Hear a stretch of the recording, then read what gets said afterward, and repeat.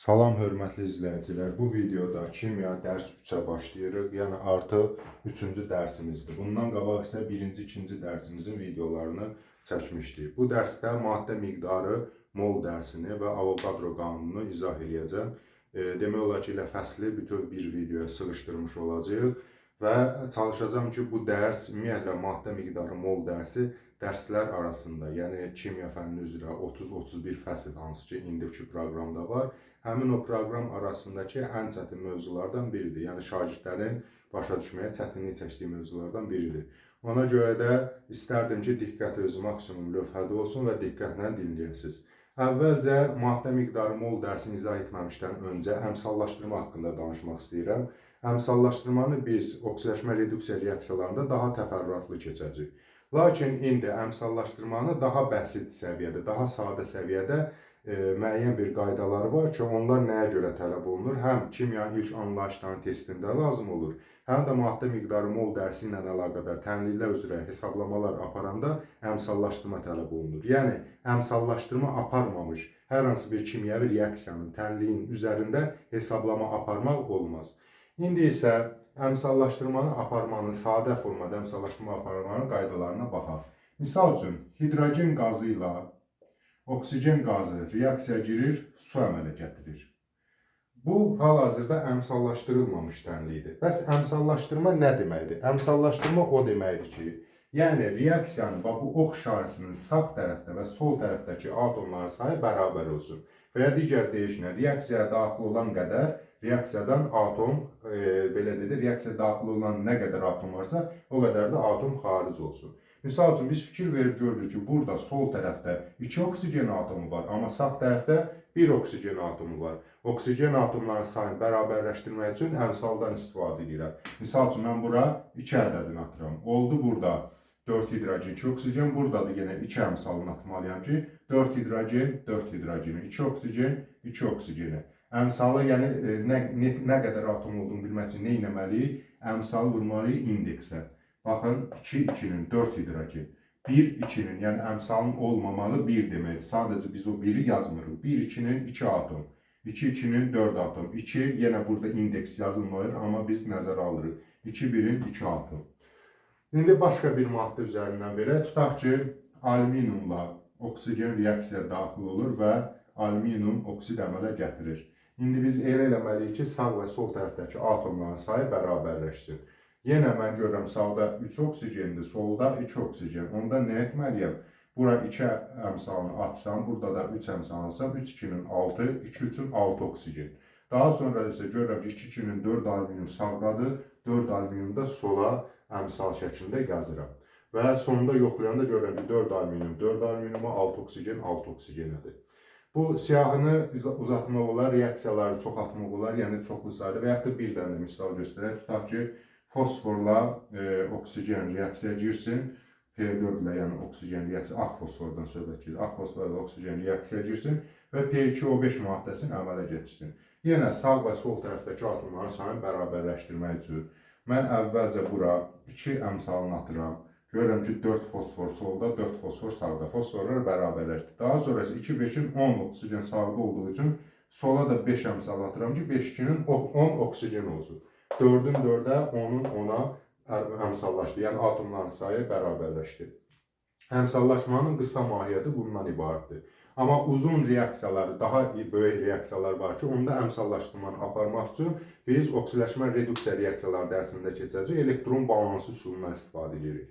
O biraz daha mürəkkəb dərsdir, onu gələcəkdə keçəcək. İndi isə sadə formada sadəcə sağa və sola elə əmsallar atmalıyıq ki, yəni elə ədədlər qoymalıyıq ki, bu formulların qarşısında bərabərləşmə olsun. Daha sonra biz hesablama apara bilərik. Məsələn, bu əmsalı yazmamışdan qabaq hesablama aparsaq, mol miqdarı olsun, nə bilim, kütləyə uyğun, həcmə uyğun, səhv cavab çıxacaq. Ona görə də əmsallaşmanı mütləq bilməliyik.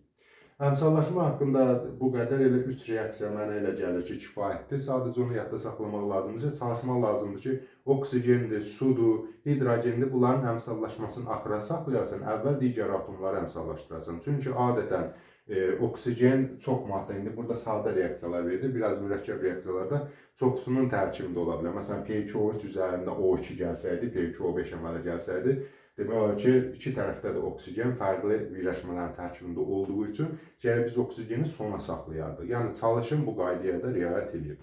İndi isə mol dərsinə keçmədən öncə iki qanunu da izah edək. Çünki o iki qanundan geniş şəkildə, geniş sürətli istifadə edirik. Birincisi Joseph Louis Proust, hansı ki belə deyək də, onun tərkibin sabitliyi qanununu kəşf edib. Nə deməkdir bu? Əvvəlcə lore izahını verək. Misal üçün, belə deyək, su molekulası, suyun formulu bilirik ki, H2O-dur. H2O formulu, bax, bunu biz hər hansı bir yerdən çıxır. Məsələn, su, Azərbaycandakı su da H2O-dur və yaxud da ki, Amerikadakı su da, Afrikadakı su da hansı bir ərazidə bir suyu tapsa, yəni tapılma yerinə asılı olmayaraq formulası H2O-dur. Və yaxud da alınma üsulu. İstəyirsən bunu laboratoriyada al, istəyirsən quyudan çıxart və yaxud da çaydan, göldən götür və ya hər hansı bir üsulla əldə elə, yenə də suyun formulası H2O olacaq. Beləliklə, onun qanunu belə ifadə edə bilərik. Tapılma yerindən və alınma üsuluna asılı olmayaraq molekulyar quruluşlu maddələrin formulu həmişə sabitdir. Buna maddə tərkibinin sabitliyi qanunu deyilir. Əsasən əhəmiyyətli bir, belə deyək də, bir şeydir, yəni çətin bir şeydir. Sadəcə bilmək lazımdır ki, yəni formul burada H2O ola bilməz və ya H2O3 ola bilməz. Yəni hansı maddədirsə sabit eyni formulası olacaq. Bəs yaxşı, qeyri-molekulyar quruluşlu maddədə molekulu biz necə tapa bilirik? Məsələn, suyu bilirik ki, su molekulyar quruluşludur. Onun molekulunda 2 hidrogen, 1 oksigen var. Amma qeyri-molekulyar quruluşlu maddələr də var. Hansıdır? Misal üçün, xörək duzu. Xörək duzunun əslində molekulası yoxdur. Sonsuz, belə sonsuz deməkdir, çox sayda natrium, xlor, natrium, xlor. Bu şəkildə birləşir natrium, xlor ardıcılığı. Bu siyahını uzatmaq olar. Yəni bu kristalı, məsəl üçün, belə ardıcı sanki şahmat, belə deyək də, taxtası kimi, dama kimi, ağ-qara necə düzülür, bu formada. Bunu yenə deyirəm, məsələn, buradan xlor və s. bunu uzada bilərik. Yaxşı, bunun biz molekul formulasını necə tərtib edə bilərik? Bu tip maddələrdə, yəni qeyri-molekulyar quruluşlu maddələrdə molekul forması əslində şərti olaraq verilir. Baxıb görürük say nisbəti neçənin neçəyədir. Məsələn, burada sayı görürük, məsələn, 500 natriuma ilə 500 də xlor var. Yəni say nisbəti 1-in 1-ə şəklindədir. Onda formulanı yazıram mən natrium xlorid. Bu xörək duzunun formulasıdır. Yəni 1 natrium, 1 xlor atomu olacaq sanki bu molekulyar quruluşu kimi verilir. Amma əslində yenə təkrarlayıram, xörək duzunun molekulası yoxdur. Və yaxud da ki, qumu götürək. Qumun kristal qəvəsini analiz edəndə görə bilərik ki, bir silisyum atomuna, məsələn, 2 oksigen atomu düşür. Bu şəkildə indi biz bunu yenə uzatmayaq. Bir silisyum 2 oksigen, bir silisyum 2 oksigen. Bu şəkildə sanki ardıcıl yerləşir. Bundan biz nə nəticə çıxarda bilərik? Yəni silisyum və oksigen say nisbətləri 1-in 2-yə nisbətidir. Onda mən buna silisyum dioksidə, biri burada yazıram, CO2 şəklində qeyd edirəm. Yəni şərti olaraq molekulyar formula yazıram, amma əslində molekulu yoxdur. Daha sonra Lomonosovun qanununun, yəni maddə kütləsinin saxlanması qanununda izah edək, hansı ki, bu qanunun əsasında xeyli testlər işləyə bilərik. Maddə kütləsinin saxlanması qanunu nə deməkdir? Biz bilirik ki, reaksiyada tənliyin sağ və sol tərəfindəki atomların sayı bərabər olmalıdır. Yəni, məsələn, 5 dənə oksigen atomu reaksiyaya girsə, 5 dənə də oksigen atomu reaksiyadan xaric olur. Və yaxud da ki, 100 dənə fosfor atomu reaksiyaya daxil olursa, elə 100 dənə də fosfor atomundan ibarət hansısa bir birləşmə əmələ gələcək. Bunun nəticəsində biz nə ifadə edə bilərik? Deməli, reaksiyaya daxil olan maddələrin kütlələri cəmi reaksiyadan xaric olan maddələrin kütlələri cəminə bərabərdir və ya digər deyişlə, reaksiyaya daxil olan maddələrin kütlələri cəmi reaksiya məhsullarının kütlələri cəminə bərabərdir. Bu Lomonosovun maddə kütləsinin saxlanması qanunu adlanır. Mahiyyəti budur ki, yəni reaksiyaya məsələn 100 qram maddə daxil olubsa, 99 qram maddə alına bilməz və yaxud da 101 qram maddə da alına bilməz. Rovna 100 qram, yəni tam 100 qram maddə alınmalıdır. Bu nəyi deməkdir? Yəni maddə öz-özünə nə itə bilməz, yoxa çıxa bilməz, nə də əmələ gələ bilməz. Əgər maddə öz-özünə əmələ gəlsəydi, öz-özünə yoxa çıxsaydı, bu o deməkdir ki, misal üçün, öz-özünə marker əmələ gələ bilər, nə bilim, öz-özünə lövhə yoxa çıxa bilər.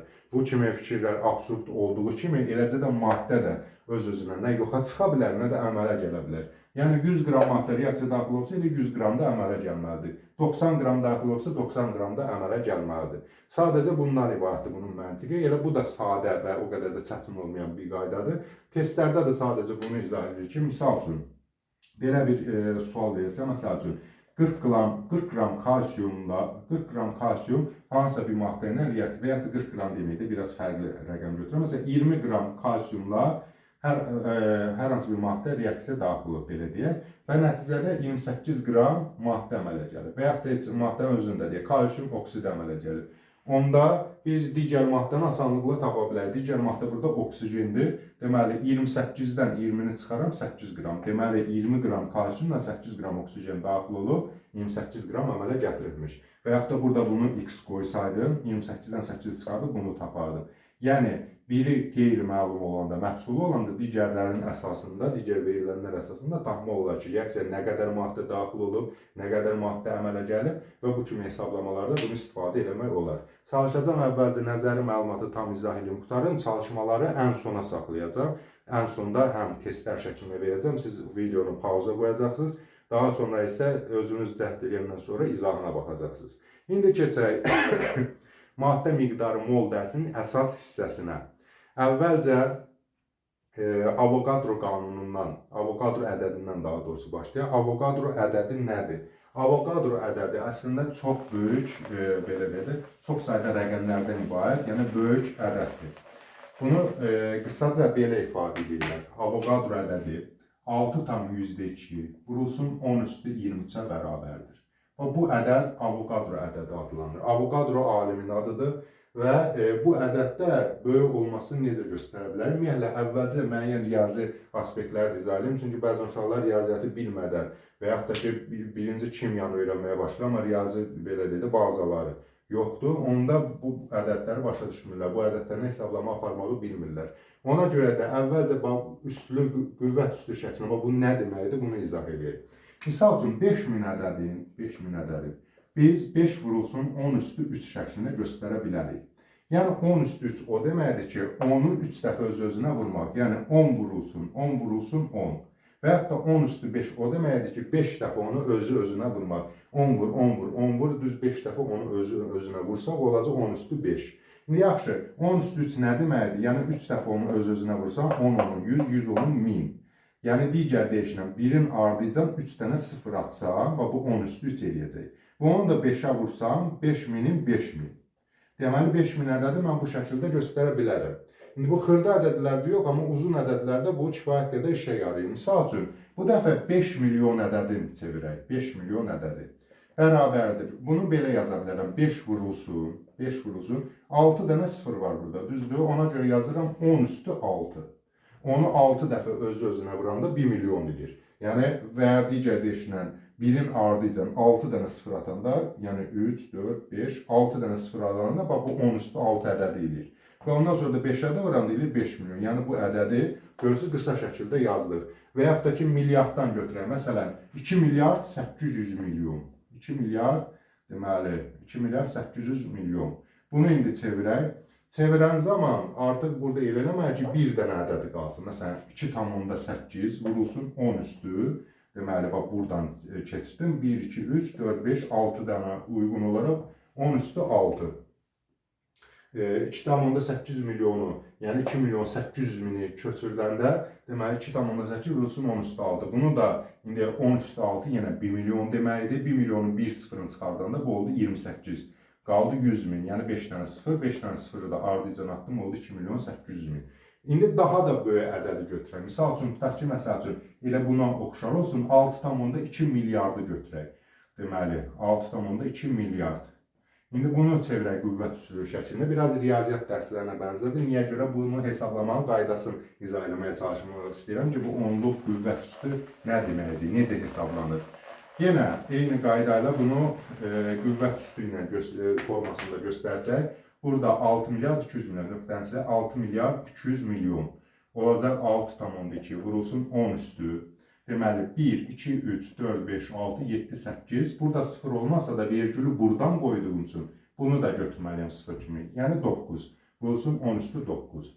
10 üstü 9, yəni 9 dənə 0 deməkdir. Və yaxud da 1 milyard. 6,2'ni 1 milyarda vuranda neçə ilə? 1 milyarddan 1 0 silirəm, oldu 100 milyon. Burada da oldu 62. 62, 2 dənə 0, sonra ardıcanda milyonun sıfırları. Oldu yenə həmin ədəd.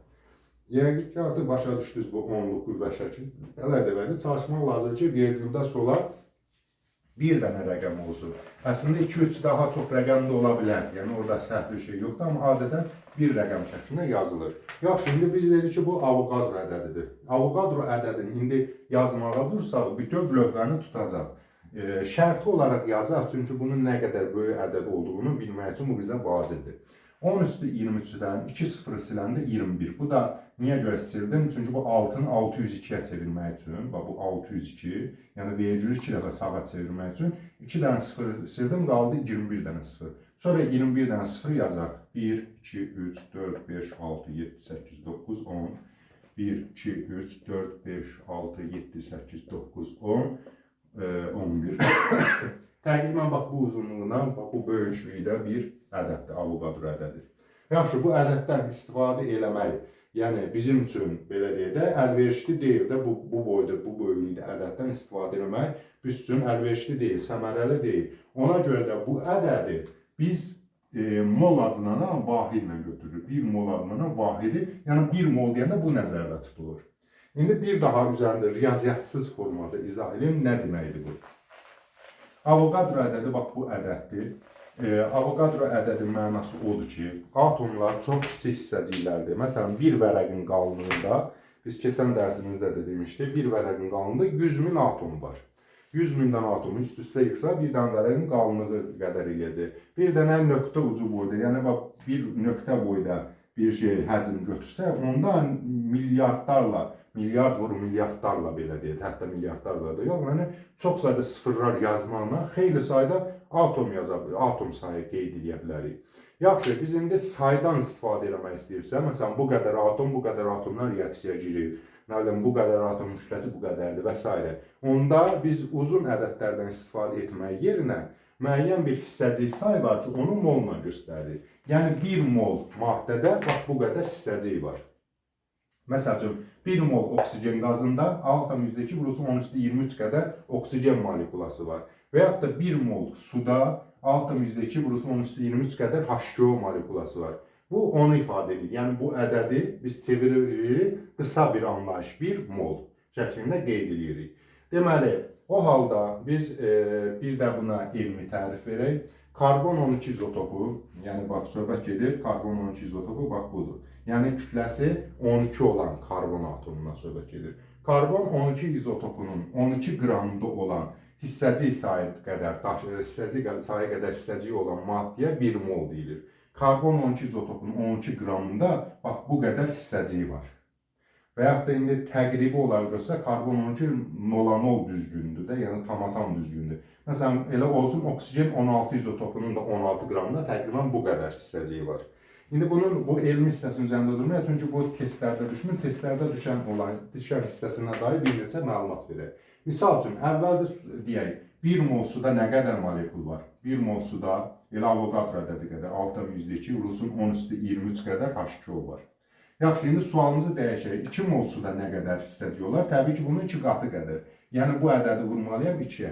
Yaxşı, bu ədədi 2-yə vurmaq qaydası necədir? Bunu izah edeyim. 2-yə vurmaq üçün adi qaydada vurmalıyam 2-yə. Deməli, burada 10^23 hissəsini sona saxlamalıyam. Yəni, burada birbaşa vurmanın özünə təsir etməməliyəm, axıra saxlamalıyam bunu. 6,2-ni 2-yə vurmaq üçün 2,2-nin 4, 0,2-nin 0, 6,2-nin 12. Burada neçə vergül var idi? Vergüldən sağda neçə rəqəm var idi? 1, 2 rəqəm. Deməli, elə 2 vergüldə ayıram, bax burada vergülü qoyuram. 12,4 vurulsun 10^23. Yadınızdaysa bayaq dedik ki, vergüldən solda bir dənə rəqəm olmağı məsləhətdir.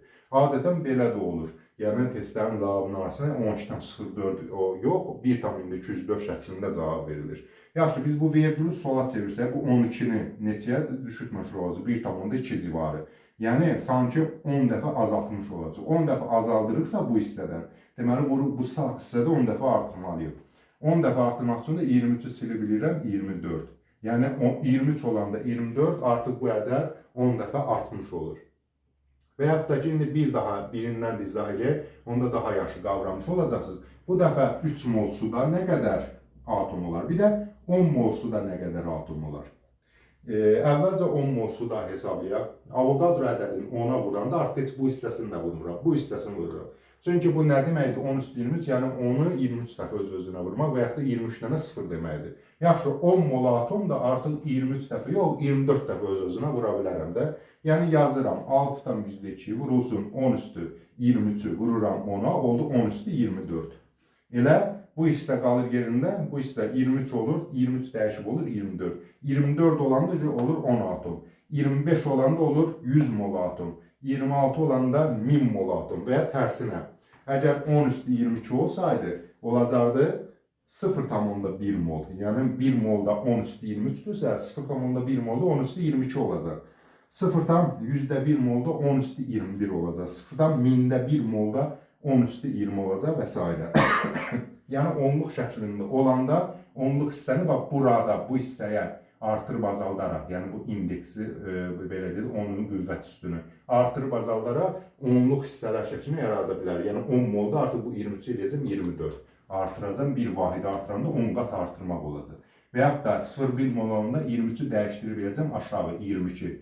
22-yə düşəndə artıq 10 dəfə azalmış olacaq. Bəs yaxşı, ədədi də bayaq izah elədik. Bir daha 3 molun üzərində izah eləyək. Misal üçün, 6-dan %2 vurulsun 10 üstü 23-ü mən 3 molunu tapmaq istəyirəm. Bu hissəyə hələ ki toxunmuram. Bu hissəni, bu vuruqdan, bu vurmadan sağdakı hissəni saxlayıram, sonra saxlayıram. Vuruqdan soldakı hissəyinə vururam. 2 üçün 6, 0 üçün 0, 6 üçün 18, 1806 ədədi alındı. Görürəm ki, vergüldən sağda 2 rəqəm var. Ona görə vergüldən elə vergül qoyuram ki, sağda 2 rəqəm olsun. Yəni, belə deyək də, oldu 18-dən %6, indi isə 10 üstü 23-də yaza bilərəm və ya vergülü sola çevirsəm 1,8 eləcəm, olacaq 10 üstü 24. Bu şəkildə yaza bilərəm. Bir də indi 0-dan məsəl üçün 0,25, 0,3-ə vuraq. 3-ə vurdu, indi 0,3-ə vuraq. 0,3 mol olanda bəs necə eləyərik? Yenə 6-dan %2 vurulsun 10 üstü 23-ü. 0,3-ə vuranda, bax bu şəkildə bunu saxlayaram axıra. Deməli, adi qaydada vuraram, heç bu sıfıra baxmaram. 3 2-nin 6, 0 üçün 0, 6 üçün 18. Amma vergül ayıranda artıq görürəm ki, burada 2 dənə rəqəm var vergüldən sağda. Burada isə 1 dənə rəqəm var. Yəni artıq 3 dənə vergül, yəni elə vergülü elə yerdən qoyaraq ki, 3 dənə sağında rəqəm olsun. Çünki bu 3 yox, 0,3-dür. Ondan sonra da yazaram 10 üstü 23. Yəni bir tam edəcək, görürsünüz, ədədi qiymətcə bərabər oldu. Sadəcə 3 ilə 0,3 arasında 10 dəfə fərq oldu. Burada 10 üstü 24-dür, burada 10 üstü 23-dür. Deməli, siz hesablamalarda asan hesablamaq üçün bir var bunu hesablamağa vaxt çıxsın. Testlə biz bilirik ki, qəbul imtahanının müddəti bir neçə saat olur da, həmin saatda hər suala belə deyək də, ortalama 1-2 dəqiqə vaxt düşürsə, biz bir sualı qısa müddətdə eləsək, digər suallara olan vaxt imkanını artırır. Ona görə də ən qısa zamanda testləri həll etmək üçün siz nə etməlisiniz? Bir vərəq götürürsünüz, 1-dən 10-a qədər yazırsınız, bu ədədə vurursunuz. 1 vurulsun, 1-in də özüdür də, 2 vurulsun, 6-2 vurulsun, 10 üstü 23. 3 mola, 4 mola, 5 mola, ta ki 10 mola qədər vurursunuz. Bunun əhəmiyyəti nədən ibarətdir? Siz artıq görən kimi testdə hiss edirsiniz, məsələn, deyəndə ki, 3,612, o dəqiqə bilirsən ki, söhbət 6 moldan gedir. Və yaxud da bir də 0,25-ə vurursunuz. Eyni zamanda, məsələn, 5-ə vurub, 5-ə vurmanı bilirsiniz, artıq 0,5-də eyni qədər ədəd alınacaq. Sadəcə 10 üstü 23, 10 üstü 24 və qüvvət üstləri şəklində dəyişmiş olacaq. Və yaxud da ki, məsələn, 6 moldan 0,6 molun ədədi qiyməti eyni olacaq. Sadəcə qüvvət üstlərində müəyyən fərqlər yaranacaq. Ona görə də nə etmək lazımdır? Sadəcə 1-dən 10-a qədər mollara vurursunuz. Bir də 0,25 mola vurun, çünki adətən 4də 1 moldu da tələb olunur. 0,25 mola vurun, onu əzbərləmək deməyək. Onsuz da vurduqca siz daha yaxşı yadda qalacaq. Bir də bunun bir bilgiyində deyək, belə desək. Biz bu quyruq hissəni, yəni 0,2 hissəni nəzərə almaya bilərik. Yəni 6 vurulsun 10 üstü 23 şəklində. Deməli 1 mol 6 olacaq, 2 mol 12, 3 mol 18, 4 mol 24, yəni 5 mol 30. Bilirik ki, artıq 1,2 varsa söhbət 2 moldan və ya 0,2 molunda qalanda 10 üstü neçə olmağına baxırıq. 2 moldan, 3 moldan, 4 moldan, 5 moldan söhbət gedir. Və yaxud da 42-dirsə, deməli 7 moldan söhbət gedir. Bu şəkildə biz baxmalıyıq və ona uyğun olaraq da nə etməliyik? Hesablamalarımızı aparmalıyıq. Deməli, 1 mol maddədə bu qədər hissəcik varmış. Biz indi molekul sayına baxdıq. Bəs atom sayı olanda necə olacaq? İndi bunu ardınca izah edəcəm. Əvvəlcə lövhəni silək. Dərsimizə davam eləyək. Həm lövhəni sildik, 4 dənə tapşırıq yazmışıq, yəni çalışmalar üzərində işləyəcəyik. Həm də ki, artıq axşam düşdüyü üçün işıqları da yandırdım. Bir də onu da qeyd edeyim ki, videolar 4K keyfiyyətində çəkirəm. Ona görə də əgər lövhə bulanıq görünürsə, siz 4K-ya qədər, yəni açar işarəsi var, orada 4K və yaxud da 1080 piksel Full HD formatına çevirərək baxsaz daha yaxşı ola bilər. Deməli, baxaq görək lövhə tam görünür. Hə. Keçək indi dərsimizin davamına. Belə bir sual verilib. 2 mol suda nə qədər atom var? Biz bayaq 2 mol suda nə qədər molekul var, onu hesabladıq. İndi isə atom var sualını verəndə biz baxmalıyıq suyun molekulasını. Suyun molekulasının formulası H2O-dur. H2O-da, yəni bir dənə molekulda neçə atom var? Görürük ki, 2 hidrogen atomu var, oksigen də ayağın yazılmadığına görə deməli 1 atomda oksigende var. 2 üstəgəl 1, 3 atom var. Yəni bir dənə su molekulasında 3 atom var.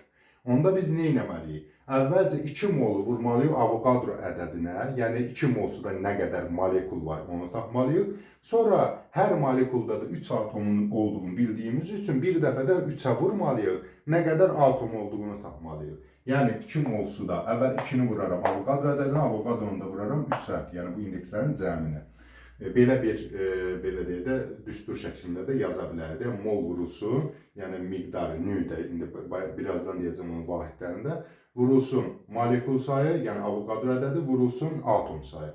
O halda mən elə birbaşa da yaza bilərəm. 2 üçün 6 və yaxud da belə yazar. 2 vurulsun 6-2 vurulsun 10 üstü 23, vurulsun 3. 3-ü də bildikdə hardan gəldi? İndekslərin cəmindən. Bunu 2 üçün 6, 6-nı vuraram 6-2 vurulsun 10 üstü 23-ə. Təqribən bilirəm ki, 36 ilə başlayan ədəd alınmalıdır. İndi mən əzbərlədiyimə görə sizə də tövsiyə edirəm ki, əzbərlədiyimə görə deyəndə çoxlu test işlədikcə onsuz da əzbəri yadda qalır. Amma sizə tövsiyəm odur ki, 1-dən 10-a qədər yazın, hesablayın, əzbərləyin. Deməli, 6-6-nın 3 dam, deməli, 612 vurulsun 10 üstü 24. Yəni, burada 6-6-nın 36 elədi, 3 tam onda 6-ya da çevirəndə 23-ü dəyişib elədi 24. Deməli, nə qədər atom var imiş? Bu qədər atom var imiş. İndi ikinci sualda isə həm molekul sayını soruşur, həm də atom sayını soruşur. Deyir ki, 3 mol H2SO4-də, yəni sulfat turşusunda nə qədər molekul və nə qədər atom var. Əvvəlcə nə qədər molekul olduğuna baxaq.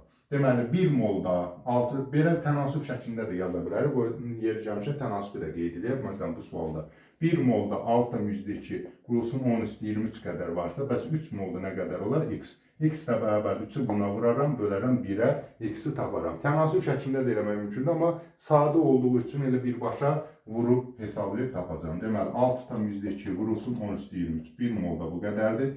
3 molda nə qədər olar? Vuraram 3-ə, 3-2-nin 6, 0, 6 üçün 18. 18 də %6 eləməli idi, amma mən burada vergülü sola çevirdim. Ona görə də bunu da 23-ü qaldırıb öldüm, 24. Deməli, molekul sayı bax bu qədərdir. Bu birinci hissəsinin cavabı. Bəs nə qədər atom olar?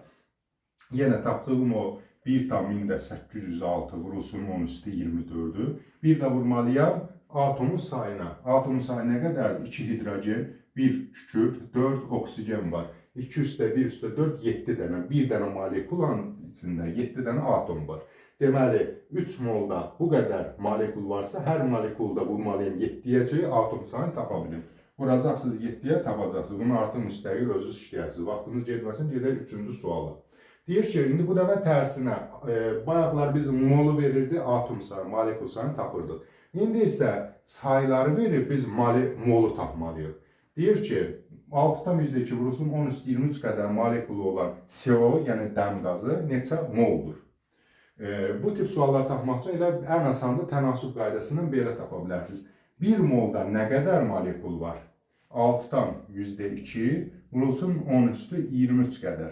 İndi elə burada da deyir ki, 6-2 vurulsun 10 üstü 23 qədər molekul olan neçə moldur? X, elə X-i də bilirəm ki, 1 molda bu qədərdirsə, deməli bu elə 1 moldur. Amma versiyada 3,1 nə qədər olar? Mən aşağıda yazacaqdım 3,1 vurulsun 10 üstü 23 də X-dir. X bərabərdir 3,1 vurulsun 10 üstü 23 vur 1 bölünsün 6,2 olacaq 0,5 mol. İndi isə aşağıda 4-cü sualda yenə eyni maddədəndir. Bu dəfə atom sayını deyir ki, atom %2 vurulsa 10^23 qədər atomu olan CO, yəni dəm qazı neçə moldur? Bu dəfə artıq atom sayını deyir. Biz bilirik ki, onun 1 molunda nə qədər var? 1 molunda, yazıram tənasüb şəklində, 1 molunda deməli, Avogadro ədədi 2A-sı. Niyə görə? C-nin indeksi yoxdur, oksigenin. Yəni, hər ikisi 1-dir. 1 üstə 1, 2. Deməli, bunun 1 molekulasında 2 atom varsa, 1 molunda da Avogadro ədədinin 2 misli qədər atom olacaq. Yəni, 6-2 vurulsun 10^23 vuraram 2-yə, olacaq 1,204 vurulsun 10^24. Bu qədər, 1 molunda bu qədər atom varsa, bəs yaxşı, deyil, indi 6,2 vurulsun 10^23 qədər atomu olan neçə moldur? X moldur. Onda da x-i taparam, 1 vuraram 6,2-yə, bölərəm 1,204 vur 10^24-ə, nəticədə x-in 0,5 mol olduğunu taparam. Yəni 1 molunda bu qədərdir, çünki Avogadro ədədinin 2 misli qədərdir. Avogadro ədədi qədərdir olanda deməli 2də 1-i qədər, yəni yarısı qədərdir. Yarım molda da bu qədər atom olar. İndi biz Avogadro ədədinin şərti işarəsini və vahidi ilə ifadə olunan bir şeyə qeyd edəcəyik. Bu Avogadro sabitidir. Avogadro sabiti ilə Avogadro ədədi qiymətcə bir-birinə bərabərdir. Yəni həm Avogadro ədədi 6,2 vurulsun 10^23-dür, həm də Avogadro sabiti də həmçinin 6,2 vurulsun 10^23-ə bərabərdir. Bəs yaxşı, bunların hansı fərqləri var? Bunların əsas fərqləri vahidlərindədir, yəni vahidləri və bir də işarələri. Deməli, bir dəqiqə istəyirlər bunu. Deməli, Avogadro sabiti NA şəklində, N burada ədədi göstərir, A da Avogadro adının baş hərfidir, NA şəklində göstərir. Bu Avogadro sabitidir. Avogadro sabiti özü də 6,2 vurulsun 10^23-ə bərabərdir. Biz sadəcə bunu işarə şəklində NA kimi qeyd edə bilərik. Məsələn, fikir versək, bayaqki sualda bu boyda ədədlərdən istifadə elədi, hansı ki, sadə hesablama idi. Biz bunun yerinə belə də yaza bilərdik. 1 molda 2 NA qədərdirsə, bəs 1 NA qədəri neçə moldur? X ilə bərabərdir. 1-ə 1-ə vurub 2-yə bölərdik, 0,5 mol olduğunu tapardıq. Yəni artıq bu uzun uzadıq rəqəmi bura yazmazdıq. Qısası NA dedikdə, bax bunun sanki işarəsidir də 6,2 vurulsun 10^23-ü qısaca yazırıq NA. Məsəl üçün, bunun 5 qatını yazaram 5 NA. Nə bilim, bunun 20 qatını yazaram 20 NA. Tövsiyəm budur ki, çalışmalarda əvvəlcə NA ilə işarələyib, tez-tez hesablayın. Ən sonunda artıq ədədlə artıq tapmaq lazım olanda NA-nı vurun. Bu ədədə sonda hesablayın. Məsələn, 5-i 6,2-yə vurun, 30,1, sonra da olar 3,1 vurulsun 10^24. Yəni, əvvəlcə NA ilə işarəliyin, bütün hesablamaları aparın, qutarın.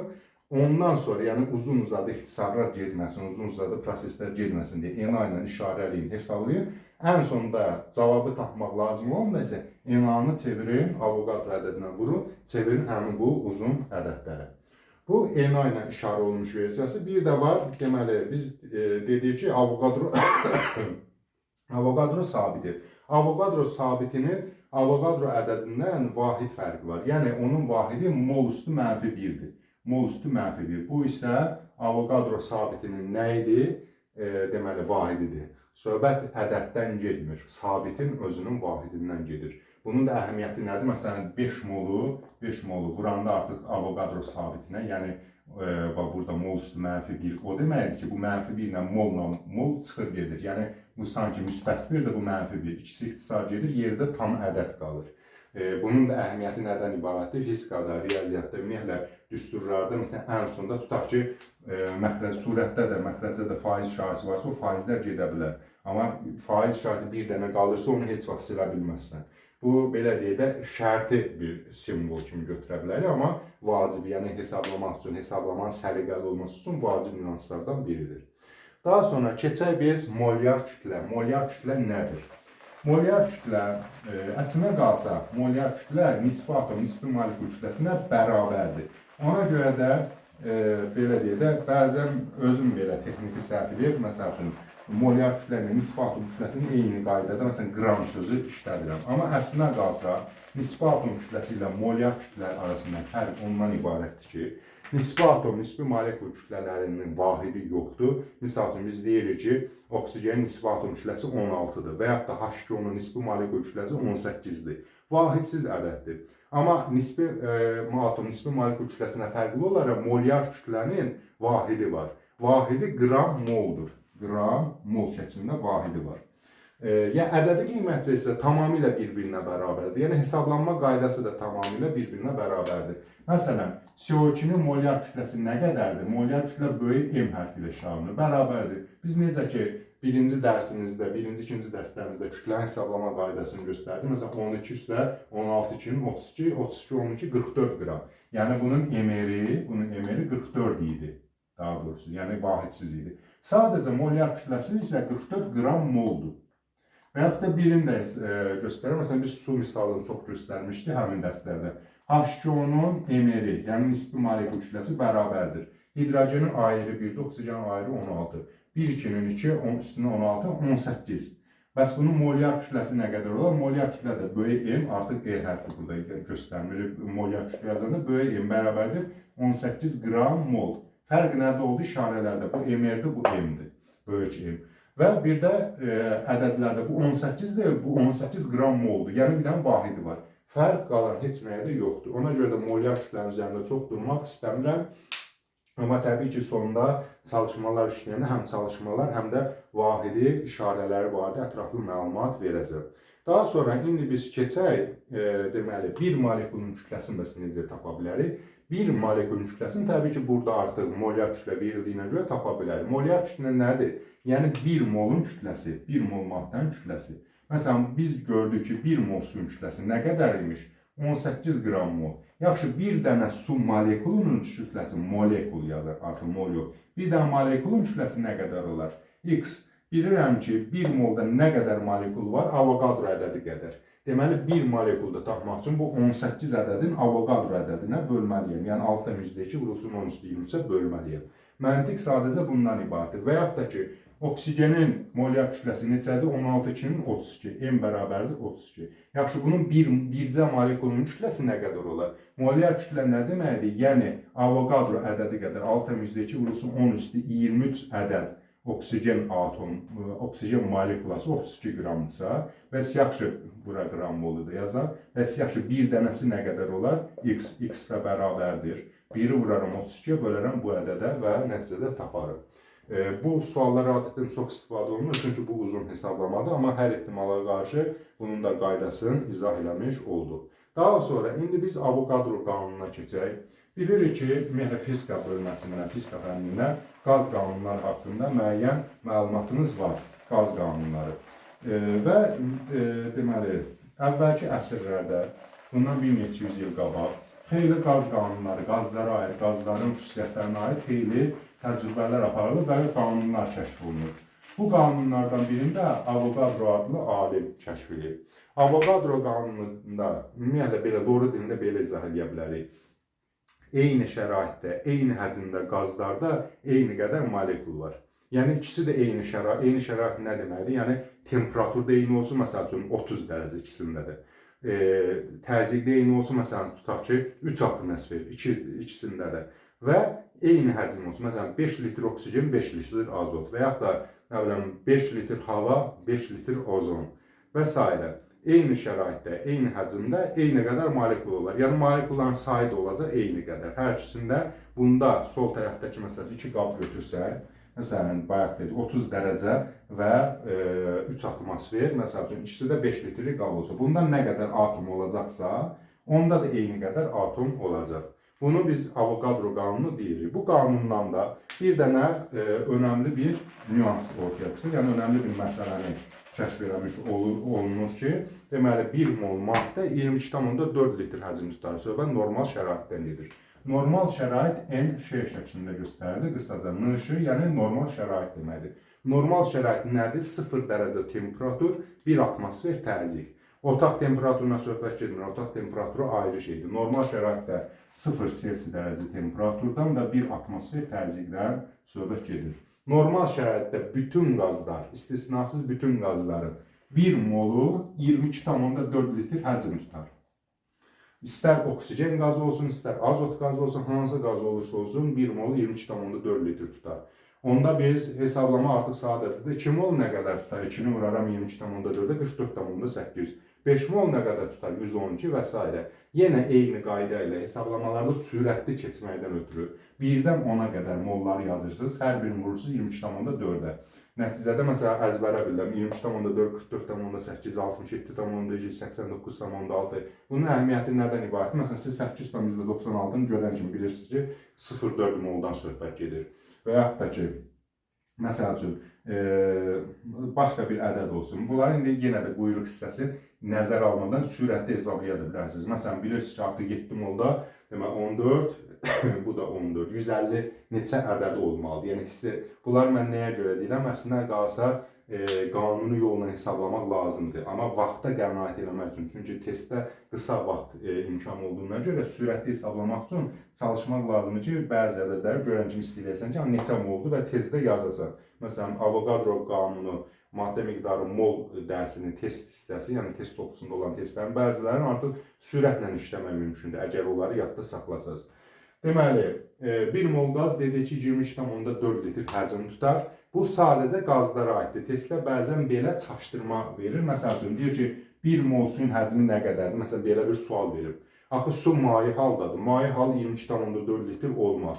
Və yaxud da nə bilim, 1 mol dəmirin həcmini soruşsam sizdən, ona 22,4 litr deyə bilməzsiniz. Nə olsun ki, mən 1 mol deyirəm? Axı, dəmir bərk haldadır və yaxud da su maye haldadır. Bu sadəcə hansılara aiddir bu 22,4 litr? Ancaq qaz halında olan maddələrə. Suyu o halda deyə bilər ki, məsələn, desək ki, su buxar halında, yəni qaz halında, yəni onda o da 22,4 litr tutar. Amma normal şəraitdə, məsələn, 0 dərəcədə biz bilirik ki, su deməli 22,4 litr olmaz. Çünki su maye haldadır. Bunun əsasında indi çalışmaları biz birazdan ətraflı şəkildə izah edəcəyik. Sadəcə qısaca onu deyək ki, deməli 22,4 litr, yəni molyar həcm Vm, V həcm, M molyar. Molyar həcm bu şəkildə ifadə olunur. 22,4-də altdan %2 vurur, sonra %23-dür.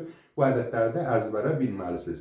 Yəni, belə deyir, bütün hesablamalarda bundan istifadə olunur. Daha sonra indi biz sıxlıq və nisbi sıxlıq haqqında danışacağıq. Sıxlıq əslində fiziki kəmiyyətdir. Fizikadan bilirsiniz ki, sıxlıq rho ilə işarə olunur.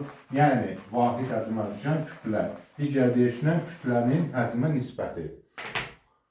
Qazlarda sıxlığı hesablamaq asandır, biz özümüz də hesablaya bilərik. Maye və bərklərdə yox. Qazlarda niyə asandır? Çünki qazın həcmini də bilirik, kütləsini də bilirik. Misal üçün, azot qazının sıxlığını hesablayaq. Rho bərabərdir. Yuxarıda kütləni yazmalıyam, aşağıda həcmi yazmalıyam. Fizikadan budur da, rho bərabərdir M böl V. Yaxşı, M, azot qazının kütləsi nə qədər olar? Azotun ayrı 14, 14 üçün 28 qram olacaq. 28 qram mol, belə də yaza bilərik. Və indi həcminə baxaq. Biz bilirik ki, molyar həcm, 1 molun həcmi nə qədər olacaq? 22,4 litr olacaq. Uyğun hesablamaları apararıq və bizə bəlli olar ki, məsələn, 22 hər iki tərəfi, məsələn, 2,8-ə bölsək, indi asan da olsun deyə deyirəm. Onda bu olacaq 10, 2,8-ə yox, elə birbaşa bölək, 5,6-ya məsələn bölsək, bu olacaq 4, bu olacaq 5, yəni 4-də 5. Bu da eləyir 1,25, 1,25 qram litr şəklində yaza bilərik. Qram böl litr şəklində qeyd edə bilərik. Yəni, bunun sıxlığı qram əslində litr deyə bilmərik, kilogram litr. Burada millilitr olmalı, yəni yox, elə litr olmalıdır. Çünki burada mollar gedəcək, qram böl litr şəklində qalacaq. 1,25 qram böl litr. Yəni, 1 litrin kütləsi 1,25 qramdır. 22,4 litr isə 28 qram olacaq. Və yaxud da ki, başqa bir, məsələn, buten qazı deyək. Buten qazı, indi asan hesablananları mən sizə göstərirəm. Daha başqa misallar da ola bilər testlərin özündə. Deməli, buten qazı və yaxud da ki, məsəl üçün, C4 asan hesablaması üçün elə eləyək ki, kütləsi 56 çıxır. C4 H8 ilə. Bəli, düz demişik. C4 H8-in rho-sunu, yəni sıxlığını hesablayaq. Rho bərabərdir M böl V. C4 H8, 4 12-nin 48,8, 56 qram. Həcmdə 22,4 litrdir. Bunu ixtisar gedək. Niyə görə hamısı 7-yə bölünən ədədlərlə, yəni bu 28, 56 bu şəkildə? Çünki bunlar tam bölünür, ona görə mən ifadə edirəm bu ədədlərlə. Yenə 5,6-ya bölsək bu 10, bu eləcək 4, 10-u 4-ə 2,5 qram litr. Yəni bunun 1 litrinin kütləsi 2,5 qramdır və ya da sıxlığı 2,5-dir. Bəs nisbi sıxlıq nədir? Nisbi sıxlıq isə D hərfi ilə, böyük D hərfi ilə işarə olunur. Bir qazın sıxlığını o biri qazdan neçə dəfə çox olduğunu göstərir. Və ya da digər deyişlə, biz bilirik ki, qazların sıxlığını həmçinin, çünki qazlar hamısı normal şəraitdə eyni həcm tutduğuna görə qazların sıxlığını biz qazların kütləsi ilə ifadə edə bilərik. Onda nisbi sıxlıq D bərabərdir birinci qazın molyar kütləsini ikinci qazın molyar kütləsinə nisbəti şəklində yaza bilərik. Ən çox nisbi sıxlıq hidrogenə görə, helyuma görə, havaya görə verilə bilər. Hidrogen bilirik ki, kütləsi 2-dir, helyum 4-dür. Havanın isə orta molyar kütləsi 29 qram mola bərabərdir. Yəni ortalama kütlədən söhbət gedir 29. Onda belə deyək, kütləsi 58 qram olan bir qazın havaya görə nisbi sıxlığı nə qədər olar? Onda D hava, bu şəkildə yazırıq. D hava 2 qatı qədər olar. Çünki havanın orta molyar kütləsi 29-dur. 29 2-nin 58 olacaq. Və yaxud da ki, bir neçə misal göstərir. Misal üçün, oksigen qazının məsələn, helyuma görə nisbi sıxlığı, oksigen qazının, burada qeyd edirəm, helyuma görə nisbi sıxlığı D helyum. Onda nisbi sıxlıq bərabər olacaq, D bərabərdir. Oksigen qazı 32 qramdır, helyum isə 4 qramdır. 32-nin 4-ü 8. Yəni, oksigen qazının helyuma görə nisbi sıxlığı 8-ə bərabərdir. Və ya digər deyişlə, oksigen helyumdan 8 dəfə ağırdır. Mənası bu deməkdir. Və yaxud da hidrogenə görə olsaydı 2 qeyd edəcəkdim. DH2 2 qramdır. 32-ni 2-yə böləcəkdim 16. Yəni, oksigenin hidrogenə görə nisbi sıxlığı 16-ya bərabərdir. Bu da o deməkdir ki, yəni 16 dəfə ondan ağırdır. Daha sonra biz kütlə payıdır, bunun kütlə payının, kütlə nisbəti və s. Bunu biz kimyaki anlayışlarında keçmişdik. Qaz qarışığında da əslində kütlə payı, həcm payı kimi anlayışlar var. Amma söhbət qarışığın tərkibindən gedir. Məsələn, tutaq ki, bir dənə qaz qarışığı olsun. Məsələn, qaz qarışığının içərisində X qazı, Y qazı və s. qazlar olsun. Orta molyar kütləsi, yəni bunun orta kütləsi, qazdan ümumi orta molyar kütlə, indi nədir onu izah edəcəm birazdan. Orta molyar kütləsi olsun, məsəl üçün 60 qram. Məsələn, X qazının da kütləsi olsun 30 qram. Tutaq ki, məsələn, NO qazı olsun, bax, X qazı NO qazı olsun, 14-16, 30 qram. Onda bunun kütlə payı nə qədər olacaq? 60 qramdan deməli 30 qramı nədir? NO qazıdır. X qazı da 30 qramda başqa qazlardır. Onda NO qazının kütlə payını tanımaq üçün omega bərabərdir. O orta molyar kütləni aşağıda yazıram, yəni cəmi kütləni və onun tərkibindəki qaza düşən kütləni, məsələn 30 qram, indi burada 1 molu olub da, məsələn 15 də verə bilərdi, yarım molu qədər olsun, amma yenə də onun kütlə payında dəyişikliyi, yəni məsələn 30 qramında 15 olacaqdı bu dəfə. Nəysə, orta molyar kütləni aşağıda yazarıq, həmin o qazın tərkibində bizə lazım olan götürdüyümüz qazın nə qədərdirsə, məsələn X qazı idi. X qazının da kütləsi yuxarıda. Onda olacaq 60-30, yəni 2-də 1. Faizlə verəndə 50%. Yəni eyni kütlə payını necə hesab edirsə, elə hesab edir. Sadəcə ümumi kütləni, yəni M ortanı yazırıq məxrəcdə, M orta məxrəcdə yazılacaq. Həmin o qazın tərkibində, yəni qaz qarışığının tərkibində götürdüyümüz qazın, istədiyimiz qazın kütləsi nə qədərdir, onu da biz yuxarıda yazmış olacağıq. Və yaxud da indi keçək, deməli, fi nədir bəs? Fi hərfi ilə göstərir, bu şəkildə. Deməli, həcm payı. Məsələn, qaz qarışığı olsun 2 litr. Qaz qarışığının tərkibində 1 litr həmin qazdan varsa, 1-i bölərəm 2-yə, olacaq 50%, həcm payı 50%-dir. Və yaxud da qaz qarışığının həcmi olsun, məsəl üçün 50 litr. Onun tərkibində 10 litr həmin qazdan varsa, onu bölərəm 50-yə, vuraram 100%, indi faizlə soruşursa, faizlə soruşmursa 5-də 1, 0,2, faizlə soruşanda 20%. Yəni, həcm payı fi hərfi ilə, kütlə payı da omega hərfi ilə götürülür. Bu çox sadədir.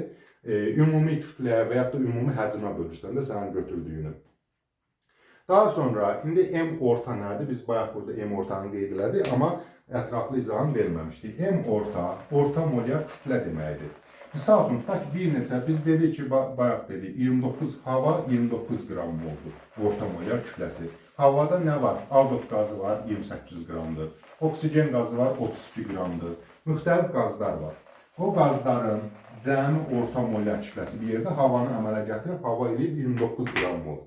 Yəni qarışığın tərkibindəki qazların ümumi cəmi orta molyar kütləsi. Orta molyar kütlə, məsələn, 2 qazdan ibarətsə, qazın biri, məsələn, 28 qramdırsa, biri 32 qramdırsa, orta molyar kütlə nə 28-dən az ola bilməz, nə də 32-dən çox ola bilməz. 28 ilə 32 arasında bir ədəd almalıdır. Məsələn, 28-li qazdan çoxdursa, 28-29 civarı olacaq. 32 qram olan qazdan çoxdursa, 31, 30 civarı belə bir ədəd olmalıdır. Necə ki, məsələn, hava azot 28-dir, oksigen 32-dir. O azotun miqdarı çox olduğuna görə havanın orta molyar kütləsi 29 alınır.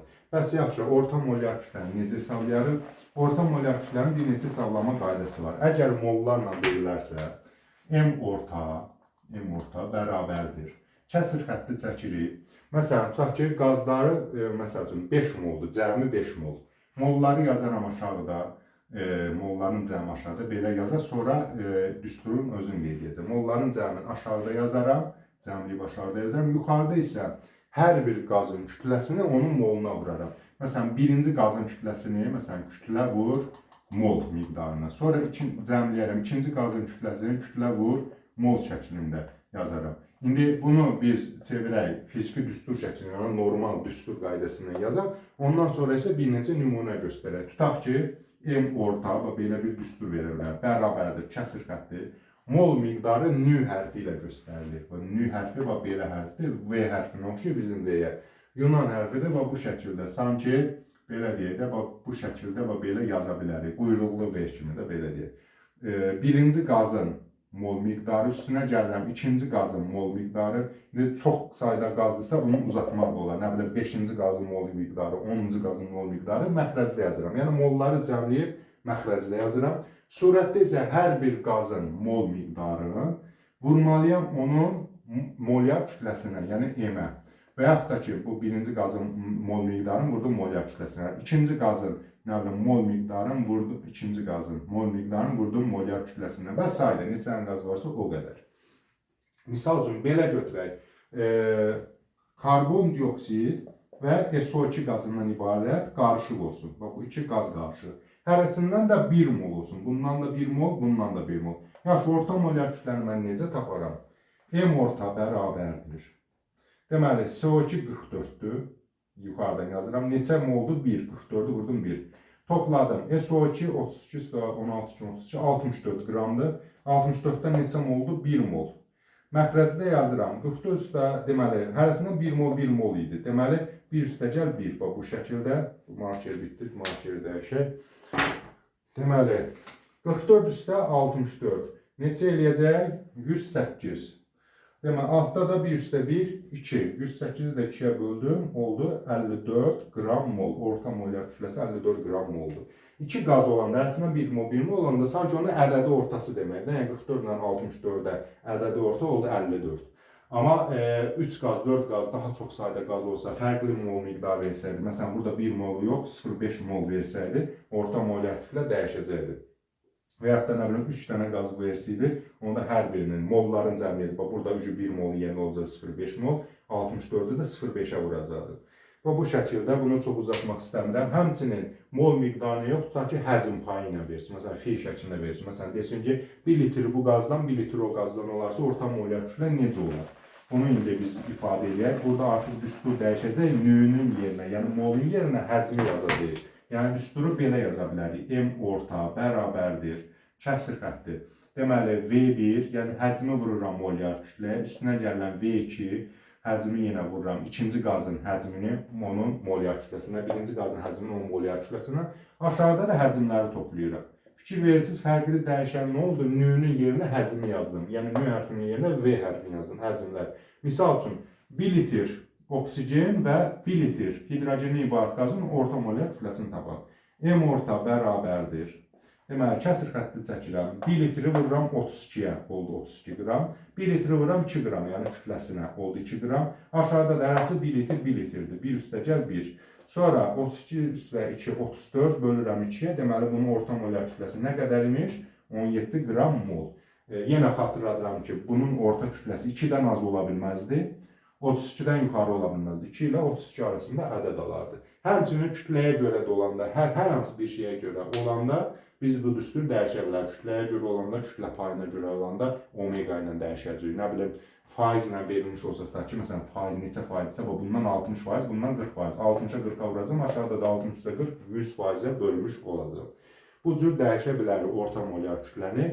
İndi son olaraq bir şey də deyək, ondan sonra başlayaq sxem şəklində hər birinə çalışmalar və çalışmalar izahını verək. Deməli, biz dedik ki, ümumiyyətlə fərqli kəmiyyətlər ola bilər. Məsələn, burada tutaq ki, sualın şərtində belə verə bilər. Məsələn, 1 mol, indi belə bir sual tərk belə, həm də orta molyar kütləyə uyğun bir şey olsun. Deyə bilər ki, 1 mol, məsəl üçün, dəm qazı ilə 22,4 litr, misal üçün, karbon qazının orta molyar kütləsini tapın, M ortanı tapın, qısa-qısa yazılıb.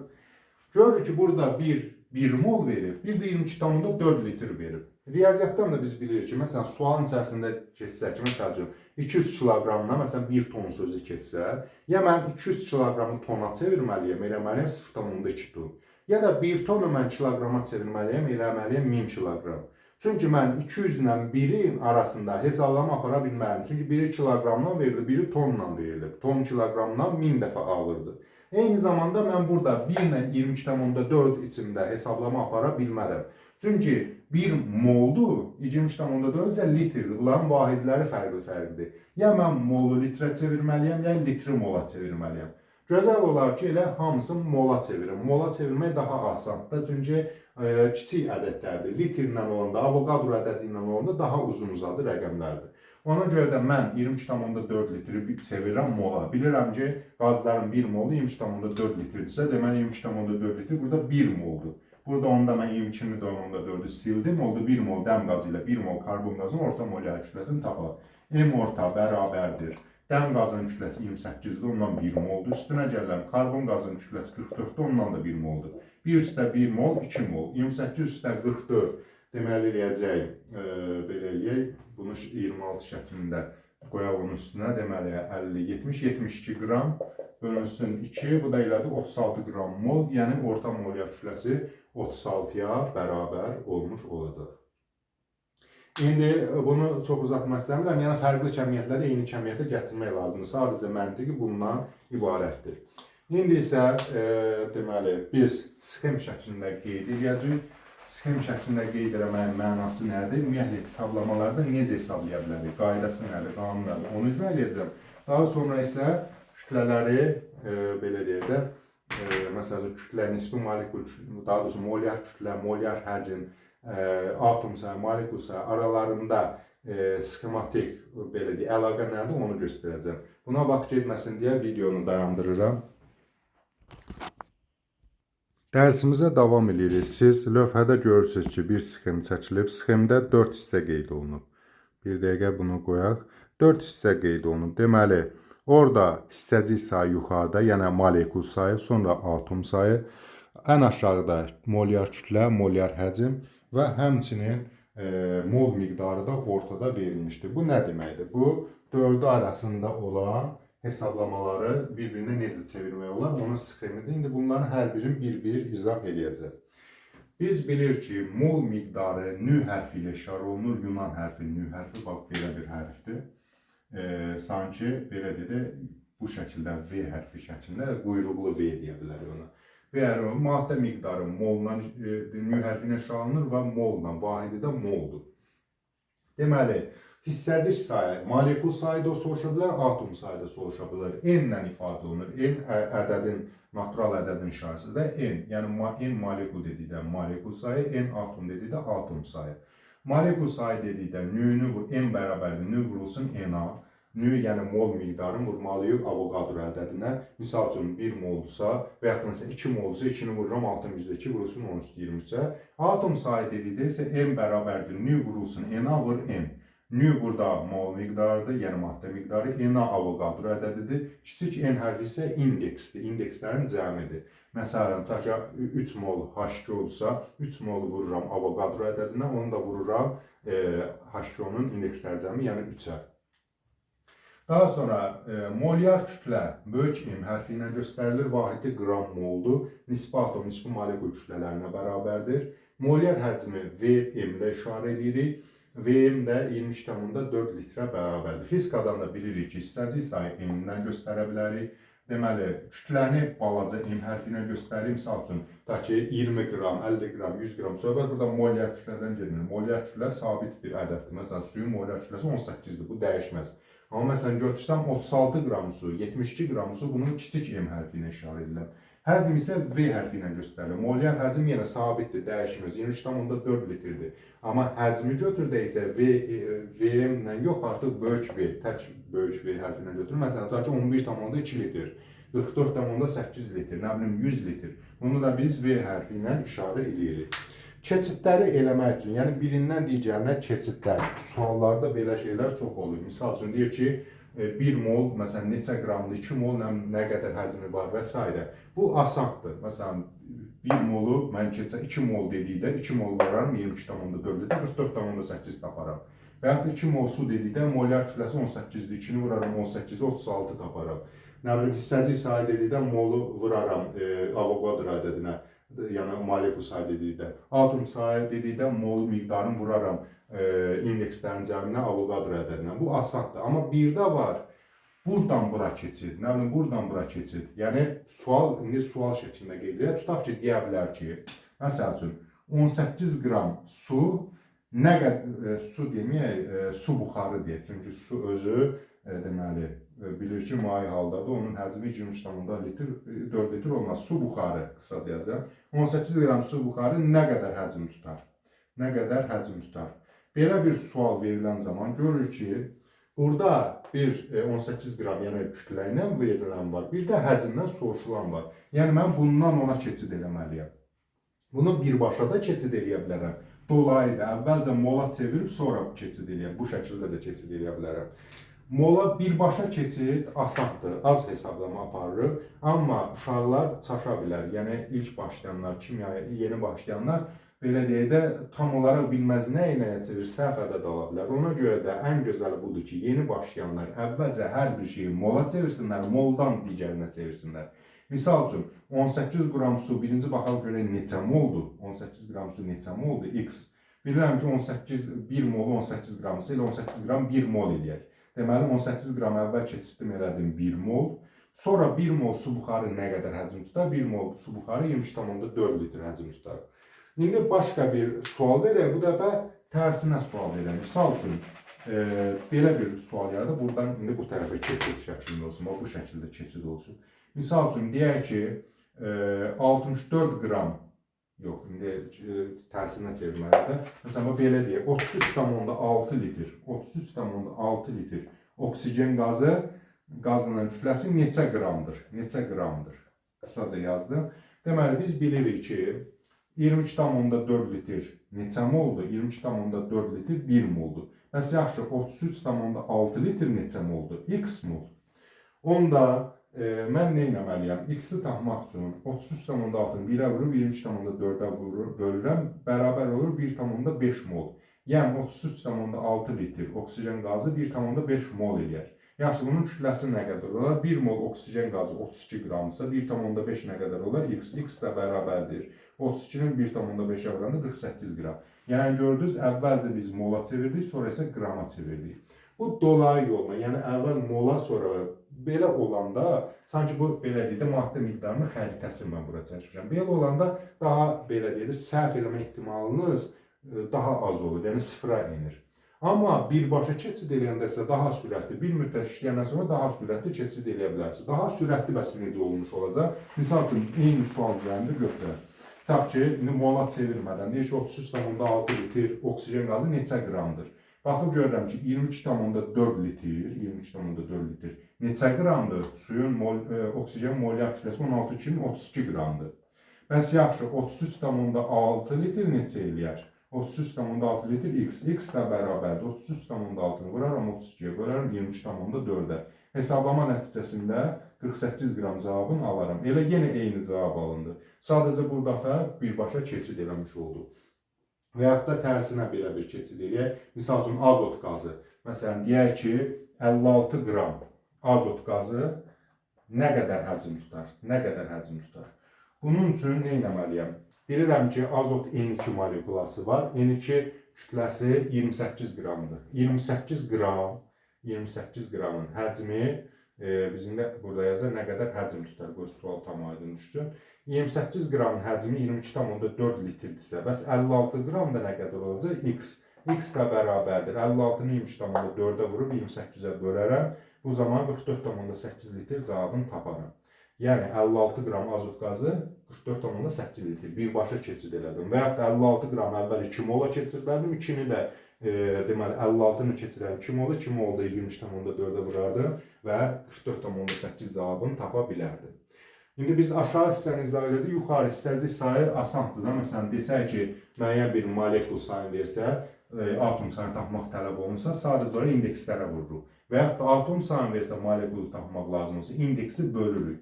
Yəni, məsələn, tutaq ki, müəyyən bir ədəd versə, mən də baxıb görürəm ki, məsələn, tutaq ki, söhbət H2O-dan geçsin. Atom sayını versə, mən onun molekul sayını tapmaq üçün 3-ə bölərəm. Çünki atom sayını da 3-ə vurmuşdur. Bu hissədə əsasın çətinliyi olmur. Çətinlik olur bir də, məsələn, bu çarpaz formada keçən. Məsələn, molekul sayını versin, həcmi soruşsun. Nə bilim, atom sayı versin, kütləni soruşsun. Bir neçə nümunə göstərək. Tutaq ki, desin ki, 1,204 vurulsun 10 üstü 24 sayda məsəl üçün karbon qazı nə qədər həcm tutar? Nə qədər həcm tutar? Həcm tutar. Biz görürük ki, molekul sayını verib, yəni bunu verib, həcmi soruşur. Buradan bura keçid eləmək üçün yenə iki üsuldan. Əvvəl mola keçid, moldan buna da keçid eləyə bilərəm. Uzundur, amma dəqiq yoldur. Və yaxud da birbaşa keçid eləyə bilərəm. Birbaşa keçidin çətinliyi ondan ibarətdir ki, uşaq bilmir nəyə vuracaq. Götürür, məsələn, buradan bura keçir. Nə bilim, molyar həcm tapmaq əvəzinə qramı tapır, başqa bir şeyi tapır. Ona görə deyirəm ki, əvvəl mola çevirməyi biz ilk başlayanlar üçün daha yaxşıdır. Əvvəlcə birinci üsulundan başlayaq, yəni mola çevirməklə.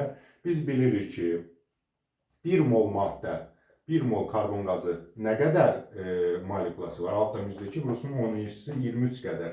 Bəs yaxşı, 1,204 vurulsun 10 üstü 23 qədər molekulası olduqda neçə moldur? X mol. X də bərabərdir. 1-i vuraram 1,204 vurulsun 10 üstü 24-dür daha doğrusu. 24-də bölərəm 10 üstü 23-ə. Bu zaman nə edirəm? Eyni bir ədədə keçirməliyəm bunu. Yəni 10 üstü 23, 10 üstü 24 sanki fərqli kəmiyyət kimi bir şeydir də. Ona görə də ya bunu 24-də keçirməliyəm, ya bunu 23-ə. Bu əsas düzgün olan odur ki, bu ədədi kiçik ədədə çevirərəm. Yəni 24-ü eləyərəm 23, 10 dəfə azaltdım, deməli bunu 10 dəfə artırmalıyam. Vergülü keçirdərəm sağa. 23-lər getdi, 12 ilə 6 bir-birindən 2 dəfə fərqlidir. Yəni cavab olacaq 2 mol. Tapdım ki, bu qədər karbon qazı 2 moldur. Bəs 2 mol nə qədər həcm tutar? 2-ni də vuraram 22,4-də, cavab olar 44,8 litr. Yəni, bu qədər molekul olan karbon qazı 44,8 litr həcm tutar. Bəs birbaşa necə eləyərdi? İndi birbaşanın da üsulunu göstərək. Misal üçün, birbaşa belə ola bilərdi. Deyərdi ki, 1,204 vurulsun 10 üstü 24 sayda molekuldur. Nə qədər həcm tutar? X. Amma mən normalda bilirəm ki, Avogadro ədədi qədər 6,2 vurulsun 10 üstü 23 qədər 23,4 litr tutar. Normalda bunun NA qədəri 23,4 litr tutur. Çünki 1 NA 1 mol qədərdir. Yaxşı, onda mən X bərabərdir. 1,204 vurulsun 10 üstü 24 vuraram 23,4-ə bölərəm 6,2 vurulsun 10 üstü 23-ə. Yenə eyni cavabı taparam 44,8. Yenə deyirəm 10 üstü 23-lər, 24-lər, 25-lər fərqlənirsə eyni ədədə gətirməliyik. Böyüyünü kiçiyə çevirməliyik. 24-ü keçirdib eləyərəm 23, vergülü də keçirdərəm sağa. Çünki 23-ə çevirəndə 10 dəfə azaldıram deyə 1,2-ni 12 eləyəm. 12, 6 ilə 2 dəfə 23,4-ə vuranda 44,8. Eyni qayda ilə bundadır. Sadəcə bunda bir dənə indeks fərqli olacaq. Misal üçün, yenə bundan indi buna keçid eləyək. Tutaq ki, belə deyək də, suyun üzərindən götürək. Suyun üzərindən götürək, belə bir şey yaza bilərik. Məsələn, tutaq ki, 3,612 vurulsun 10 üstü 24 qədər atomu olan su neçə qramdır? Neçə qramdır? Yeni sual yazıram. Neçə qramdır? Yenə əvvəl belə deyək, mola keçib moldan qrama keçməyin yolunu göstərəcəm və birbaşa yolunu göstərəcəm. Deməli, birinci üsulla əvvəlcə mola çevirək. Biz bilirik ki, 1 mol suda nə qədər hissəciyi var? 6,2 vurulsun 10 üstü 23 qədər hissəciyi var. Yaxşı, bəs 3,612 vurulsun 10 üstü 24 neçə moldur? X moldur. Bunu tapmaq üçün mən nə edirəm? Əvvəlcə yenə deyirəm, bax bu 24-ü 23-ə keçirməliyik, aşağı ədədi. 24-ü 23-ə keçirdəndə 10 dəfə azaltmaq dediyimiz üçün, vergül də sağa eləyək ki, 3-dən %6-nı 36-ya 10 dəfə böyük olsun. Artıq 23-lər çıxdı, getdi. Bunlar heç buyruq hissələrinə baxmıram. Vergüldən sonra 36 6-dan neçə dəfə 6. Deməli, x bərabərdir 6 mol. Söhbət deməli bu qədər atomun 6 mol idi. Yox, bu qədər atom əslində qalsa molekul indi biz saydıq. Atom dediyi üçün gələ bir də 6 mol 3-ə bölək. Çünki hər birində, hər molekulda 2 üstəgəl 1, 3 dənə atom var axı. Yəni 6 molu da bölərəm 3-ə, eləyərəm 2 mol maddə var. Və ya belə də eləyə bilərdik. İndi bu üsulun bir də bu A variantı olsun, bir də B variantı. Yəni nə elədik? Əvvəlcə Avogadro ədədlərinə uyğun neçə mol olduğu, əslində bunun 6 mol molekul var. Əgər molekul soruşsaydı, belə götürərdim. Atom soruşduğuna görə 3 dəfə azaldıram. Çünki hər molekulda da 3 atom var idi ona görə. Belə də deyə bilərik. Məsələn, 1 molda 6,2 vurulsun 23-ü 3-ə vurmalıyım. Çünki hər molekulda da 3 dənəsi var. 1 molda 1,806 vurulsun 10 üstü 23 qədər atom var. Bəs 3,10,612 vurulsun 10 üstü 24 daha doğrusu. 24-də nə qədər atom olar? Bir daha deyirəm. 1 molda Avogadro ədədinin 3 qatı qədər. Çünki hər birində 3 dənə atom var. O da eləcək Avogadro ədədinin 3-ə vurulanda 1,806 vurulsun 10 üstü 24 qədər atom var. Bəs 3,612 vurulsun 10 üstü 24 qədər atom neçə moldur? X bərabərdir. Biz görürük ki, 24-lər eynidir. 1,8 3,6 arası 2 fərq var. Yəni 2 mol. Siz bildinizlə bunu niyə 6 mol götürmədik? Çünki 6 mol, əgər molekul var desəydi 6 mol deyərdi. Amma atom var dediyi üçün 6-nı da bir dəfə 3-ə böldü. Çünki hər molekulda da 3 atom var. Nəysə, 2 molu tapdıq. İndi isə 2 molu nə etməliyik? Bir molyar kütləsi, bunun 1 molun kütləsi, H2-nun 1 molun kütləsi 2 üstü 16, 18 qramdır. Bəs yaxşı, 2 molun kütləsi nə qədər olacaq? X ilə bərabər olacaq 2, 18-in 36 qram. Yəni, bu qədər atom olan H2-nun kütləsi 36 qram imiş. Əvvəlcə buradan buna keçdik, buradan da ona o şəkildə keçmiş olduq. İndi isə birbaşa, ikinci üsulla, yəni birbaşa keçidi necə eləyərik, onu izah edək. Birbaşa keçidi eləmək üçün artıq mola keçmirəm. Birbaşa nə edirəm? Atom sayı əsasında kütləni tapıram. Mən bilirəm ki, 1 molda 6,2 vurulsun 10 üstü 23 qədər molekul var. Hər molekulda da 3 atom var. Onda mən Avogadro ədədini 3-ə vuraram. Yəni 1,806 vurulsun 10 üstü 24 qədər atomda atomun kütləsi 18 qramdır. Yəni 1 molu da 18-dir. Bunun kütləsi 18-dir. Bəs yaxşı, 3,612 vurulsun 10 üstü 24 nə qədər qramdır? X də bərabərdir. Bunu vuraram. Daha doğrusu 3,612-ni vuraram 18-də, bölərəm 1,806. Bu da eləyəcək 2,18-in 36 qram. Yəni eyni cavab çıxacaq. Atom sayını olanda biraz mürəkkəbləşdi. Səbəb budur ki, burada 3 dənə şeyi bir-birinə vururam da, mol miqdarını, Avogadro ədədi indekslərini cəmi. Burada isə daha sadə idi. Uzun sözün qısası, kütlədən həcmə, həcmdən kütləyə, nə bilim, molekul sayından həcmə, molekul sayından kütləyə, atom sayından kütləyə, atom sayından həcmə. Bunları bir-birinə keçid eləmək üçün sanki bu xəritə şəklindədir. Nə etməliyəm? Ya əvvəlcə mola keçib moldan digərinə keçməliyəm. Bu uzundur, amma belə deyə də çaşma ehtimalı, səhv etmək ehtimalı azdır. Amma birbaşa da keçid eləyə bilərəm. Moldan, məsəl üçün, həcmə. Yəni, molekul sayından atom sayına, molekul sayından həcmə, molekul sayından kütləyə. Onda nə edirəm? Birbaşa yazıram, yəni normal miqdarları qeyd edirəm, onun əsasında tənasüb qurub hesablayıram. Ola bilsin ki, bunu başa düşməyəsiniz. Bunun üçün videonu təkrar baxmaq məsləhətdir. Bir də ki, mən kanalda test videolar qoyuram, yəni test toplusunun izahlarını verirəm. Burada biraz bir neçə mürəkkəbi də izah elədim. Mürəkkəbi başa düşmək üçün əvvəl sadə testləri işləmək lazımdır.